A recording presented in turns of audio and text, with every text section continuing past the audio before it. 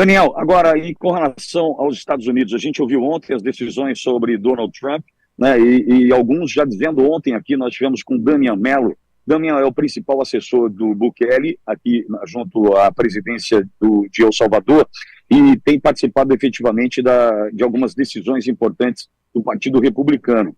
E muito provavelmente, segundo o Damian, as decisões envolvendo Donald Trump sirvam para mostrar algum nível de perseguição também, e podem, através das pessoas que estão buscando a condenação de Trump, catapultar, de fato, a sua candidatura. Qual é a tua expectativa diante do que vem acontecendo aí, das decisões tomadas com relação a Donald Trump, Daniel? Eu não vejo dessa forma, Pitoli, e eu falo para você que eu conversei com muitas pessoas fora dos Estados Unidos e a visão que elas têm é exatamente esta visão de que isso pode catapultar o Donald Trump e de que há uma perseguição política contra o Donald Trump. Isso é o que as pessoas de fora enxergam. As pessoas de dentro dos Estados Unidos não enxergam isso. Tá? E eu falo para você que eu conversei de segunda-feira para cá, eu conversei com pelo menos 5 promotores, pelo menos 10 juízes e pelo menos uns 30 advogados. E a visão que todos têm, todos, é unânime isso, ela é oposta, né? Ela é exatamente o contrário. Não houve uma perseguição política, principalmente porque se você for olhar, olha o raciocínio, né? E essa visão de perseguição, ela vem sendo muito colocada pelo próprio Donald Trump. Mas vamos usar a inteligência. Foram 12 jurados, tá? Sabe quem escolheu 7 desses jurados, primeiramente? O advogado do Donald Trump. Foi ele que falou, primeiro, eu quero esses 7. Ou seja, mais da metade dos 12, quem escolheu primeiro e depois o promotor aprovou, foi o advogado do Donald Trump. Então, como que ele ia aprovar primeiro se ele tivesse algum tipo de desconfiança política? Ele vetaria e passaria para o próximo. Tá? Ponto 1. Ponto 2. A votação foi unânime em todos os 34 crimes. Então, se você falar para mim, olha, poxa, houve uma perseguição política, ok.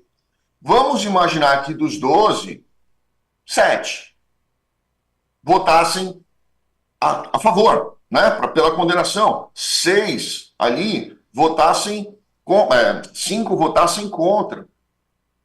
Ok, não foi o que aconteceu. Foi votação unânime, inclusive os 7 escolhidos pelo próprio advogado Donald Trump votaram contra ele. Então, é muito difícil você falar em perseguição política se realmente você olhar os fatos como eles aconteceram. O Trump teve uma violação de 11 gag orders. Foram 11 ordens judiciais que ele violou. E ele não foi para a cadeia. Qualquer outra pessoa teria ido na primeira para a cadeia. E o juiz optou por dar a ele uma multa e uma sanção e um alerta e não colocá-lo na cadeia.